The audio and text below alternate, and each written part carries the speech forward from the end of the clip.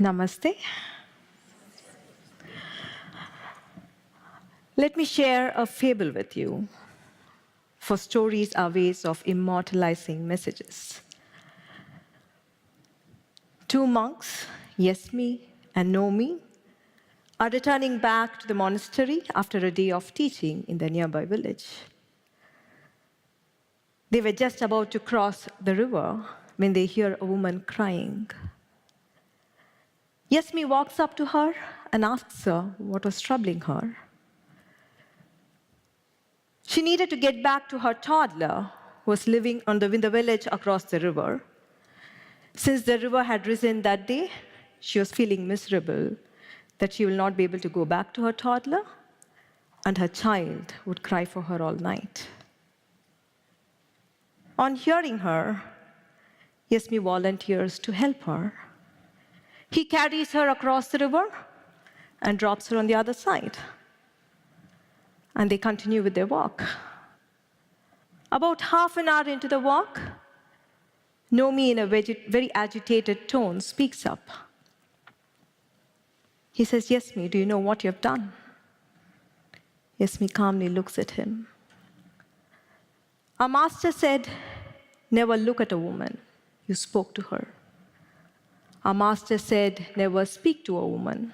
You touched her. Our master said, never touch a woman. You carried her." Yesmi calmly looks at Nomi and says, "Yes, that is true, but I have dropped her half an hour ago. It is you who's still carrying her."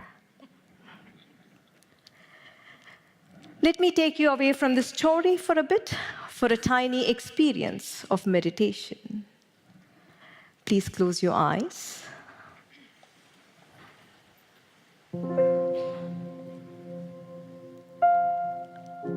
I still see a few sneaking a peek. It is safe to close your eyes. Inhale and exhale deep and slow. With every exhale, raise the edges of your lips into a gentle smile. Inhale. Exhale. Inhale.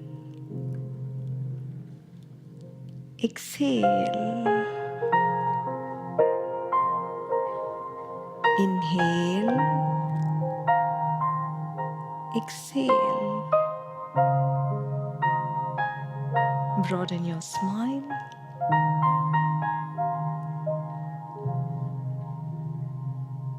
Open your eyes.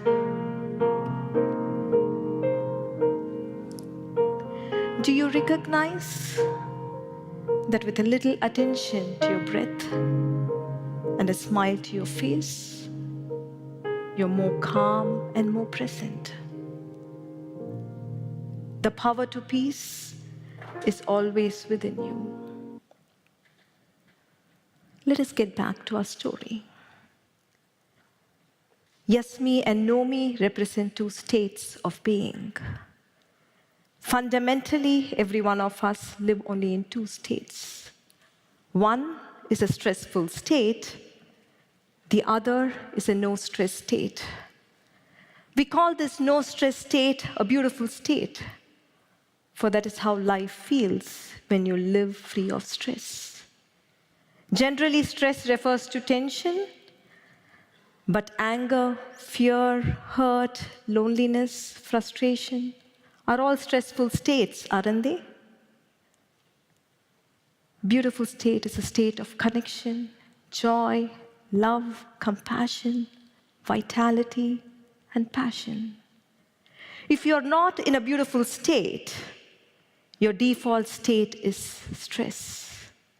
If you look at the entirety of human life, behind war or peace, cooperation or corrosive politics, love or separation, persistence or failure, finally, happy children or a generation that is troubled.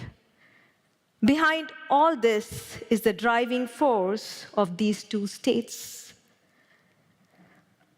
Behind every choice and every action is the driving force of only one of these two states. So the most important choice is, from which state do we want to live our life? From which state do we want to relate to the people in our life? From which state do we want to achieve and fulfill every vision of our life? Sadly, our education, entire system of a society, our parents, our religion do not bring sufficient attention to our inner state. In fact, the very structure of education at school makes us compete, makes us feel jealous of another's progress, makes us feel ashamed of being less. It is a total compromise on the essence of being human. Let us get back to our story again. Yes me represents the beautiful state, and no me represents the stressful state. No me has created a problem in his mind and is paralyzed with it. Yes me solves the problem of a fellow human being and continues with this peaceful walk. No me is agitated before the event, during the event, and after the event. And his thinking becomes incredibly stupid and complicated because of his inner agitation. Yes me, while in action, is fully present, and once the action is complete, his departure from the situation too is total. In a beautiful state, there is no compulsive rumination of the past or anxiety over the future. It is a state where you experience inner simplicity and the brilliance of an uncluttered mind. It is a state where you are connected to the present. No me is lost. In a stressful state, you are lost. You're disconnected from the others. You might be amidst people, but yet feel lonely. Yes me is different. He's connected to the lady's plight. He helps her. He understands no me's distress and tries to help him out with a wise remark. In a beautiful state, you're powerful enough to help yourself and help others around you. You're outright intelligent, and your actions are decisive and powerful. Let us observe Nomi a little longer. Anger and confusion have mounted over his ideals of duty and virtue. In my observation, when a stressful state mounts over your ideals, however lofty they are, whether they are of patriotism, unconditional love, duty, or honesty, we become insensitive and indifferent. We hurt the very cause we served, and we hurt the very people we love. Yes, me helped, not because he would be barred entry into heaven, definitely not. Nor did he help, not because he would feel guilty if he hadn't helped. He helped because he was able to feel the lady's pain. He was able to feel her suffering. Actions in a beautiful state arise from a place of connection, not from an ideal. There have been times when we have been yes me, there have been times when we have been no me. We have lived in stress and disconnection and caused greater confusion in our own lives and lives of people around us. We have lived in a beautiful state of connection and contributed to the well-being of ourselves and people around us. War, division, and conflict of every form can only end when more and more of us live in a beautiful state. So the big question is, how do we break free of our habitual negative bias of our brain towards stressful state? If pressure is going to be a part of life, how do we live life without being bogged down by stress? How do we address numerous challenges of our life living in a beautiful state? There are 3 well-trodden paths people usually take. 1,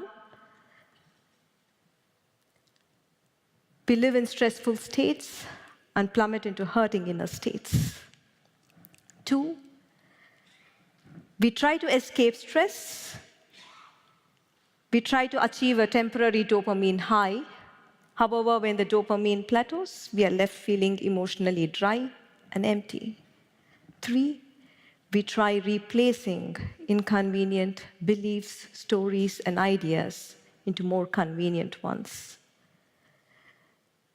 The problem, however, is none of these 3 paths have the power to get you off the gravitational pull of suffering or long-term stress. And we succumb back into the vortex of habitual stressful emotions. We need a greater inner power to get us to a beautiful state. And that is the way of inner truth. About 8 years ago, we as a family met with an accident while at Big Bear Lake in California. We emerged safe from the accident. But while in the waters, Krishnaji, my husband, co-founder of One World Academy, realized the root cause of all human suffering. He saw what kept suffering alive for days, months, and years after a stressful event was over in anyone's life. Past and present circumstances, other people and their behavior can trigger stress in us, but they do not keep us chained in our unhappiness. While in the waters, he saw the true reason for humanity's suffering. He saw all emotional suffering arising from obsessive, self-centric thinking. It is a total preoccupation with oneself. It is a total, incessant preoccupation with oneself. And it is this preoccupation that separates you from the other. It is this preoccupation that is responsible for war, conflict, and division of every kind that we see in the world today. This truth can be inconvenient for us. But if we can observe our emotional suffering in the light of this insight, then this truth can liberate us. This truth can set us free. In suffering, in unhappiness, in stressful states, you're preoccupied with yourself. We are preoccupied with injustice done to us. We are preoccupied with pleasure that was denied us. We are preoccupied with opportunities that did not come our way. We are preoccupied with love that was withheld from us. It is a total preoccupation with oneself. And in this state, we are not concerned with finding solutions to the problem at hand.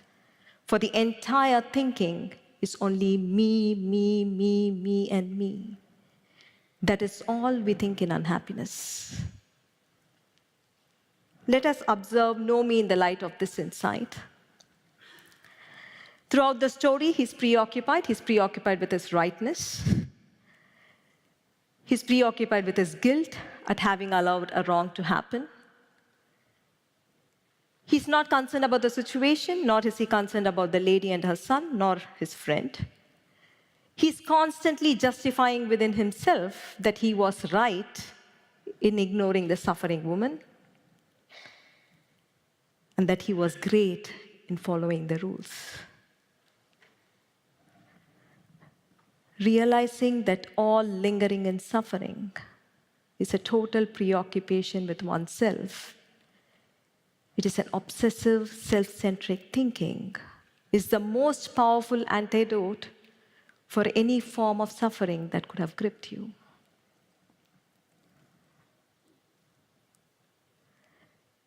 When you see it, not only you walk out of stressful states, but there is a great release of energy. And you awaken to a sense of power, connection, freedom, and purpose. We know the way now. Let's do it. It works. let us do a small 3-question meditation. Please close your eyes. Please remember, meditation is not about a religion. It is about being human. It is about returning to a beautiful state. Bring attention to your breath. Inhale and exhale, deep and slow. Observe yourself. Are you in a stressful state, or are you in a beautiful state?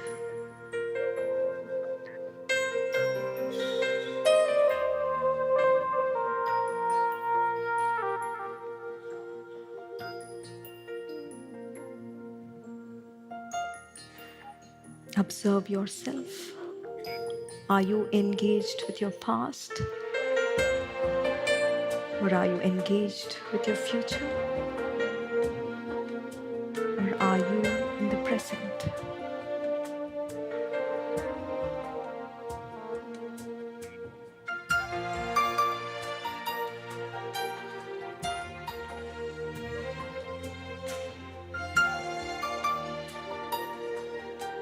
Observe yourself.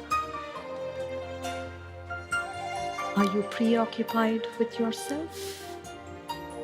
Or are you in a state of connection?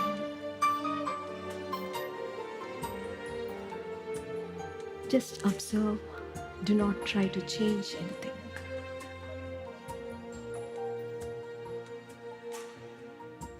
Imagine a flame glowing in the middle of your forehead.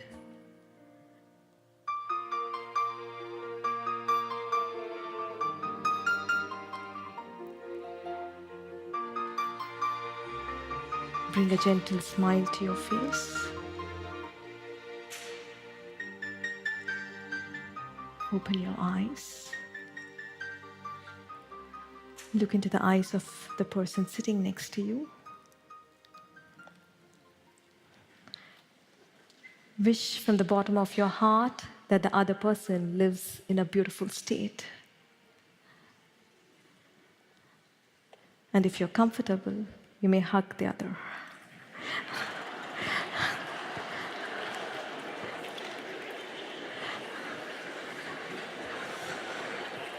Thank you so much. Namaste.